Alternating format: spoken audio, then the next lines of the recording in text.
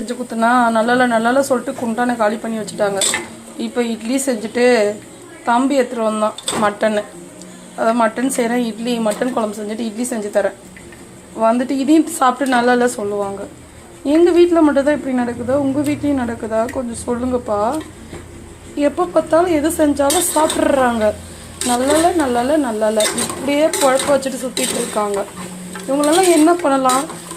சாப்பாட்டில் ரசத்துக்கு பதிலாக ரசத்தை வைக்கலான்னு நினைக்கிறேன். நீங்கள் என்ன நினைக்கிறீங்க? கொஞ்சம் சொல்லுங்களேன் எல்லோரும். கொஞ்சம் நிஜமாகவே என்னை ரொம்ப பாடாப்படுத்துகிறாங்க. எது செஞ்சாலும் நல்லாலன்றாங்க. இதில் வேறு நான் பாசமாக பேசலையாம்.